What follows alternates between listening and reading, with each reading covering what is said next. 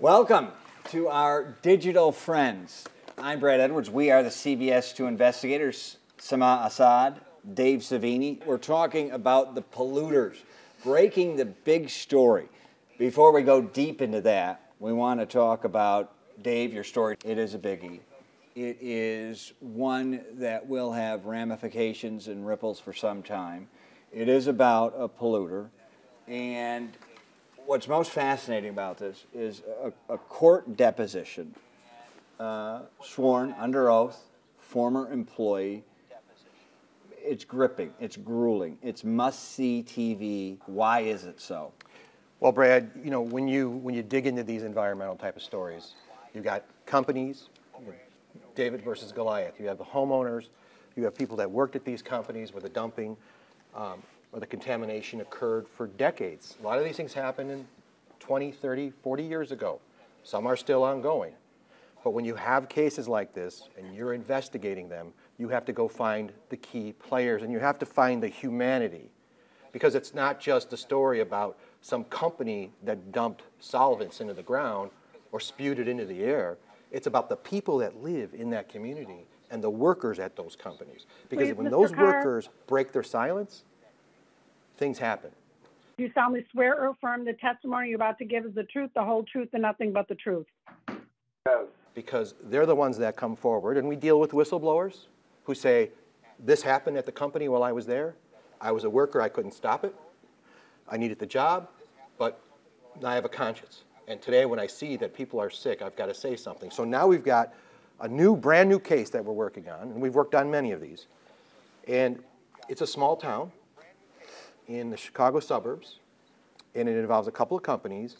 And one of the things that's happening right now is that people are being deposed. They have to go under oath and say what they saw, what they heard, what they experienced while they were at those companies. And we have a never-before-seen videotape deposition of one of those workers and what he witnessed happening and what he saw and what he tried to stop. And then you take his story and you look at what's happened to this man, and we'll get into that. He's sick. He's sick. He's sick from it himself. Which happens to a lot of the workers at these facilities. They get sick. As they get older, they start to get cancer and other health problems. But what happens is they start to hear the stories of the people in the community, and they say, you know, I worked in that plant 20 years ago. I know what they did over there. That's the story. It's when they blow the whistle on what, wish they could have done it sooner, right? But you know, a lot of people didn't know all the rules back in the 80s and the 70s, and EPA wasn't really cracking down on everybody back then. Right. This is why a lot of companies ran rampant. And now we're dealing with the after effects today. And so you go to a little village like this place, and you hear his story, which we're going to bring you, and you're going to hear the story of a woman who lived right next door to both companies, and her mother. And now they're both, well, one's died of cancer, and the daughter has an incurable disease, non-Hodgkin's lymphoma, which is connected to the kinds of chemicals that were dumped in that area. It's chilling, the numbers you have. So that is must-see. This story is going to have ramifications. It will not be one and done. That's not what we do here at the CBS 2 and as the CBS 2 investigators. I want to bring in one of our aces here, data ace and producer Sama. You have a question. Yes. You know, Dave, one of the things that I think is really, really interesting is that you've actually been covering these environmental issues for a really long time, and you know, you've made a commitment to this. And so can you just share with me, I'm really curious to know, like, which story has really, really stuck with you the most all these years? What really made you feel like, oh my God, this is a huge problem and I have to stay on this and keep working on this? So there's a few different environmental investigations. One I did a couple decades ago in suburban Lisle, Illinois by 355 and Ogden Avenue. There was a company there called Lockformer. They were a metal fabricating company. And I spent a couple years on the ground out there investigating everything that happened. And they would use a solvent, a degreaser compound, to clean the parts at this metal fabricating company. And they were supposed to recapture the residue that would fill up in bins, and then they were supposed to ship that out to a place that would clean it or handle it properly. But what was happening is it was getting dumped into the ground, and the people in that neighborhood on the other side of the creek got water from their actual underground drinking wells. Wow. And the cancers were there. The lymphomas were there. Kidney cancers. Pets had cancers. That case ended up going to court, and there was a lot of money paid out, and there was a huge remediation that's going on over there. I think you could still see the pipes today. It could take a long time to clean that up. Mm-hmm. But, you know, they got caught because they tried to sell the property, and before you can sell a property, a company can sell a property, they got to have a clean bill of health. It's called a phase 1 letter, phase 2, phase 1 letter, and that's when they start to find out they've got contaminants on the ground. You can't sell it with the contaminants there. So that one I remember from long ago, but the one that really touched me the most was what happened in Sterigenics in Willowbrook, Illinois. What happened to so many people out there. And I had just actually come to Chicago. Right. And that was one of the first stories I ever saw done here, was your story about Sterigenics. And my mind was blown by what you guys uncovered. Well, you and Michelle Youngerman, Michelle Youngerman, your who's working producer. on this one too tonight. So Michelle Youngerman and I worked on the Sterigenics case. And I'll tell you one thing, behind the scenes, behind the backstory, is I covered Sterigenics for months before I ever actually even did a story. I would go to the news conferences, and I wasn't there to report on the news conferences. I was there to meet people. I would go to the town hall meetings, and I would just sit with the people. And we had other people covering it, but I was there to meet people, meet former workers, meet anyone that might give me a clue. We ended up getting whistleblowers who came forward from that company. And they talked about how the gas would go out the doors, out the windows, and that gas in that case was called ethylene oxide. We obtained a document in that case that said that the EPA had, warned them that there are people that live within a mile plus 2 mile radius of the plant could get these types of cancers because you're dealing with ethylene oxide. And so as I started to meet people, and I met a lot of the ill people of Willowbrook and the areas around there, and children, adults. Heather Schumacher is the key litigant. She has lymphoma. She was a teacher. She was a principal. She lived right down the street. But Matt Haller's story. Matt Haller, little boy, 3-year-old, dies. We go through the process with Matt. We go to his chemotherapy treatments. He does a final interview a day and a half before he passes away.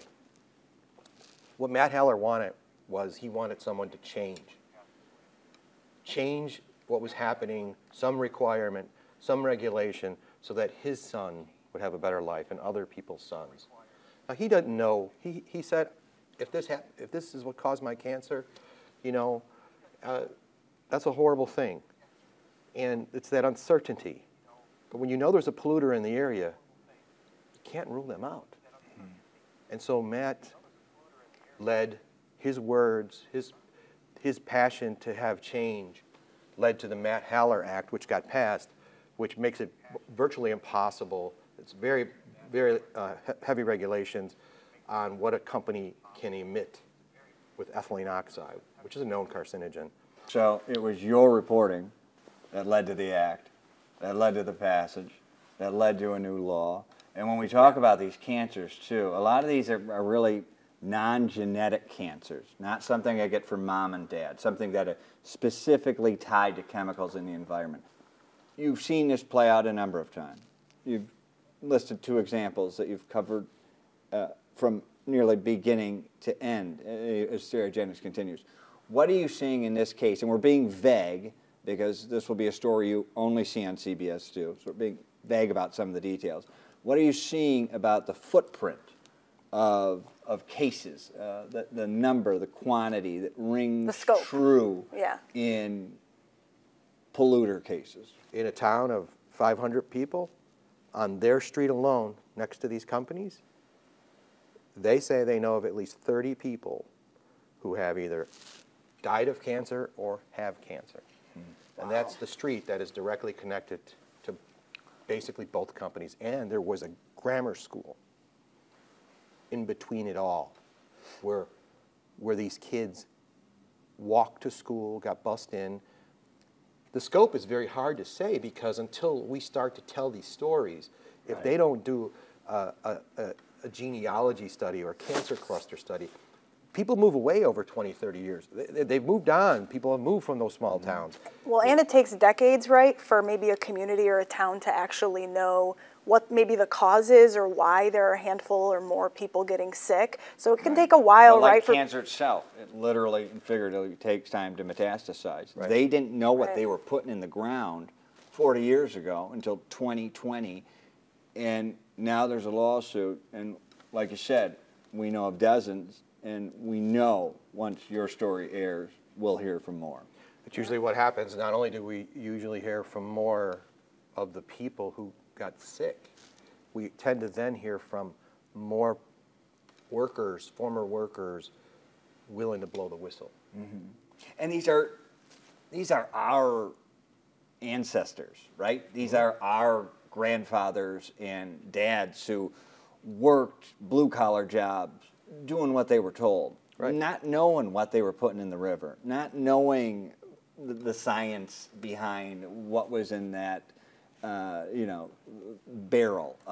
So it's a grueling story. How do you connect the dots, though? Because that's always what I wonder. That must be really tough to figure out, okay. That's why these lawsuits go on forever. Well, right. I mean, I'm very curious as to, in your research and your digging, how do you connect the dots between the illness that someone says that they got, and that they know that they have, and they say that it's because of X, I know that I know that it's because of this pollution or because of this company. Mm-hmm. How do you find that link or that causation to be able to firmly connect it to that? When you get murdered by someone with a handgun, they can do forensics on the bullet, and they can directly say that that's what your cause of death was that gunshot. In these cases, they have to bring in experts.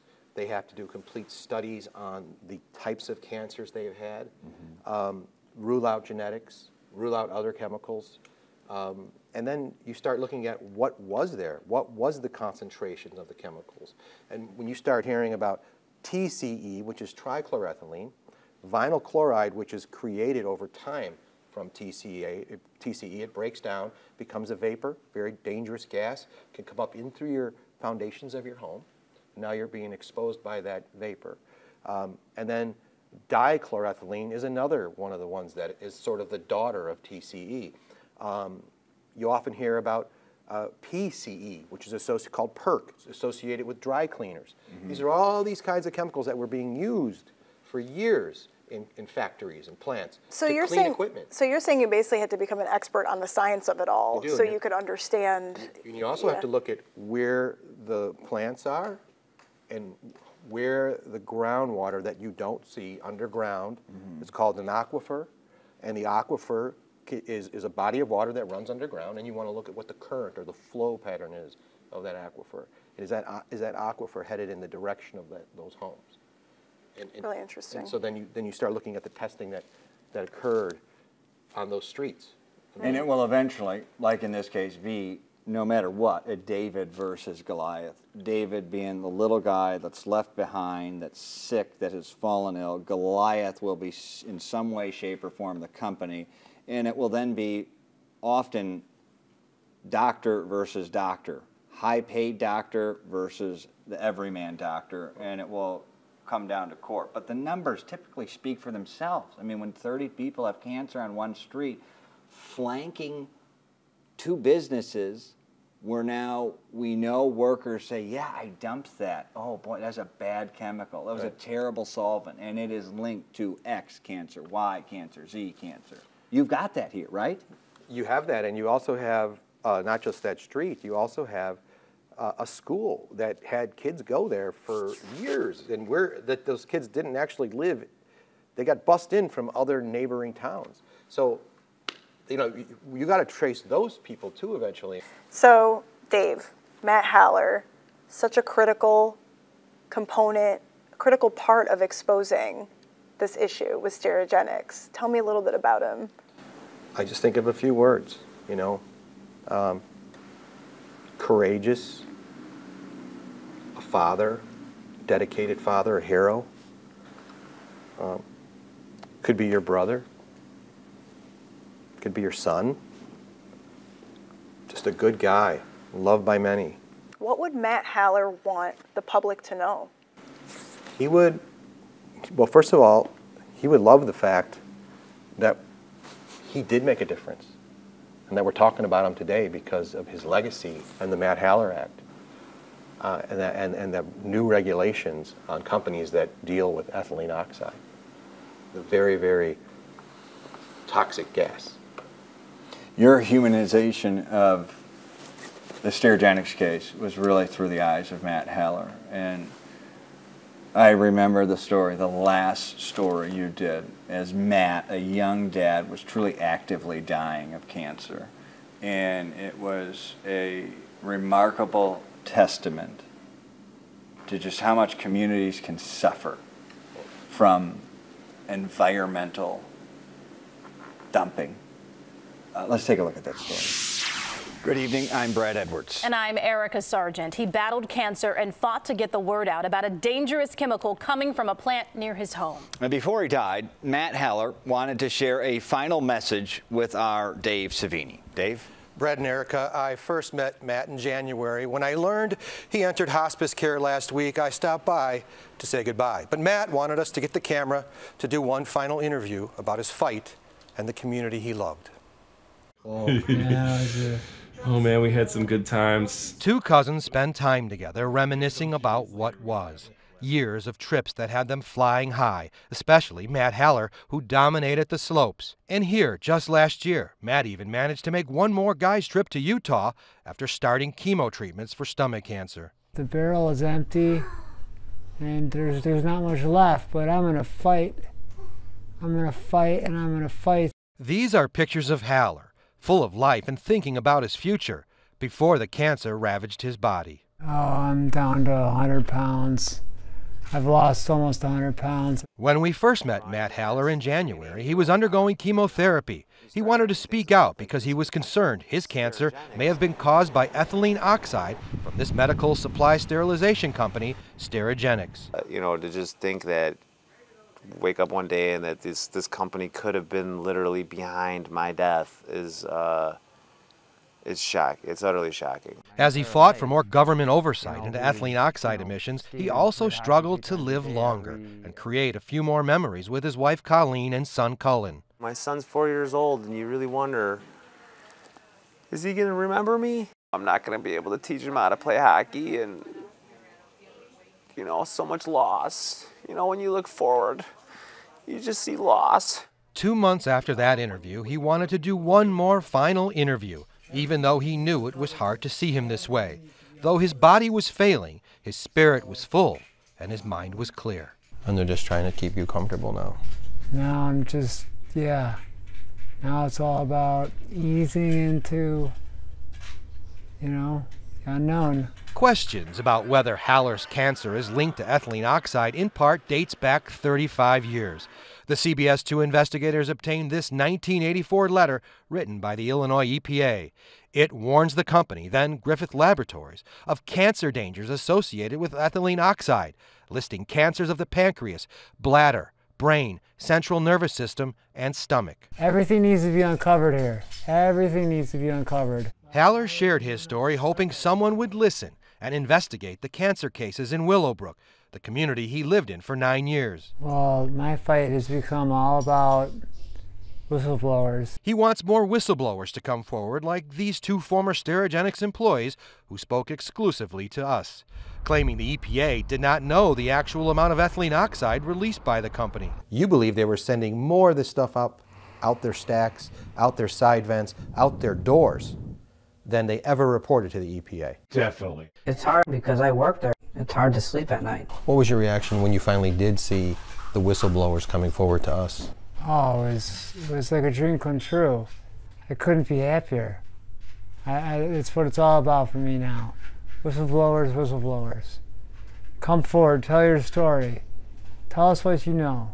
Let's fight this for the community, please. Matt Haller's story also prompted a third former Sterigenics worker to come forward. I feel bad, like when I found out about the one that's dying of cancer. He's leaving his 4-year-old son. You know, that hurt me the most. Mike Morales spoke about gas leaks at the facility. The chambers would run different cycles. They would leak gas a lot of times, swear to God. The fact that Morales spoke out deeply touched Haller. Thank you for that whistleblower that came forward, because you made a real difference. He hopes more will come forward. God forbid, they're doing what they say that what we understand they're doing, and they're poisoning this community, then they need to pay. And I don't mean monetarily. People should be going to jail. Last month, the state EPA put a seal order on the company, preventing it from using ethylene oxide. I was exuberant. I couldn't have been happier. And as we said goodbye to each other... Thanks, Matt. Thank you, Dave. You've been great. Matt wanted to remind us of others who are sick. And as lawsuits have been filed by community members, he wanted to express his concern about ethylene oxide possibly causing cancers in the community. And he wanted to remember people like Catherine Howard, who has stomach cancer, Jana Kanev and Jean Hohalter, breast cancer, Petko Kanev, bladder cancer, and Julian Glick, leukemia. More reasons why Haller wants the fight for answers to continue. Sterigenics and their lawyers continue to fight in court to open again. They're going to fight, so we have to continue to fight too. Last Saturday, a day and a half after we sat down together, Matt Haller lost his cancer battle. This makes him the first litigant to pass away after filing a lawsuit against Sterigenics. He was 45 years old. Haller was working with state officials trying to create a Matt Haller law. Although it is not complete, it would require ethylene oxide air testing and mandatory notification when leaks occur. Sterigenics has denied claims made by the former workers and has said they operate well within regulatory limits. There is a link to his family's GoFundMe page to help with his medical bills on CBSChicago.com. What he endured, he's one of the most incredible people I've ever met. It was just heart-wrenching, and to think he took the time to speak to the very end, Dave. He wanted to fight for his community, and he wanted to leave something behind. Yeah, that he did. And his little boy will certainly remember him. What a hero. Yeah. Thank you, Dave. Matt Haller, in memoriam, the namesake of the Matt Haller Act. That, Dave, was one of your stories. You were a conduit. You made a difference. And now we've got a new story, a new place, a new victim set, if you will. Where is it, and what have you found there? Just a new place with different human beings. We're going to take you to the town of Union, Illinois, where at least two companies, dumped chemicals into the ground for decades, and very dangerous chemicals, trichloroethylene, TCE, and now there are some cancers. And here's their story. Welcome to Union, Illinois. Population about 500. Best known as the home of the historic Illinois Railway Museum. Surrounded by farmland and factories. How old are you, Dana? I'm 48 years old. Please go in here. Always outdoors, not knowing there was a secret here in Union. One, she says, changed the course of her life. I was a child, so I didn't pay attention to what was being done. That's Dana in the 1980s in her backyard, right next to two plants accused of dumping toxic chemicals into the land. Operators of the plants deny they are to blame. I wasn't feeling well for actually years. Dana never thought much of the plants back then. Now she is haunted by them. What do you believe?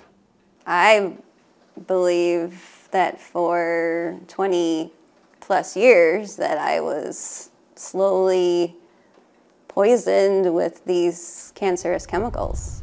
One plant, Fibrotech, later bought and sold, is no longer. All you can see is what's left behind. Decades-old tests here show the ground was contaminated. So was the land around another plant, Central Wire. It's changed ownership over the years, but was once called Tech Alloy, which manufactures metal and wire products.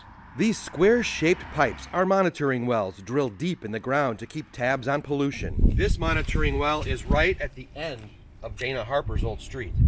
What goes through your mind when you see that well? That there was, chemicals being dumped. Then, years later, came the lump. On my lymph nodes, on my collarbone here. In 2017, she was diagnosed with non-Hodgkin's lymphoma and went through grueling treatment. I was devastated. I was scared to death. They would take 800-gallon vats and dump them on the ground. Scott Carr would know. He worked on the inside. You solemnly swear or affirm the testimony you're about to give is the truth, the whole truth, and nothing but the truth. Yes. For the first time, we are hearing from the former head of maintenance at Tech Alloy. In sworn testimony, he alleges thousands of gallons of toxic cleaning fluid containing TCE, trichloroethylene, were dumped outside by other workers. He would dump it on that side of the building. And you're referring to Johnson Street as where Dana Harper lives? Yes. TCE is a cancer-causing chemical. Over time, it eventually turns into vinyl chloride, and DCE, dichloroethane. They become vapors and can seep into homes. Records reported to the EPA in 1990 reveal dichloroethane was found on Harper Street. And it's an incurable disease. You believe the chemicals that were dumped into the ground are responsible for your cancer? I do. Dana says dozens of neighbors just from her street have cancer or have died from cancer through the years. I would say 30 that I know of. Including her mom. What kind of cancer was it again? Multiple myeloma. Her mom, Donna Gall, died in 2003. She was 65. What did it do to you to lose Donna? Oh, you're never the same. Never. Harold Gall also believes his wife's and daughter's cancers are connected. I never would have built there, that's for sure. No. Never thought about the chemicals. Neither did the insider. I used to put my hands in it straight up with no rubber gloves or nothing and a brush, clean the wire. He said for years they would dump vats of TCE outdoors to get rid of it until they learned the truth about what they were dumping. The material was dangerous to people and what it did to the environment. You might wonder, where was the state and federal EPA during all of this? After years of dumping, the U.S. EPA stepped in at this plant, which used to be called Tech Alloy, to do a cleanup back in 1990. 30 years later, it's still going on. And here at the site of what was once the Fibrotech plant, the state EPA continues to deal with a voluntary cleanup of this property. Now, this pumping station and evaporation machine are supposed to get rid of TCE, sending what's left into the Kishwaukee River. There's literally an entire chart of chemicals that were found that were in the soil and in the water. The focus point here is TCE because it is right next to a school, a grammar school. Stephen Blandon is the Harper family attorney. How many people do you believe have cancer? There's no way of knowing. In part because so many of the kids that would have been exposed when they went to the school have moved away. Think of all the people in this neighborhood? Yes, all the kids that attended Evergreen Park School, the whole community.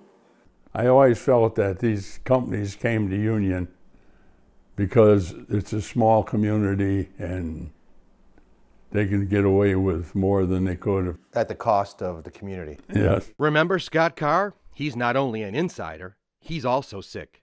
I got colon, liver, and I think bladder.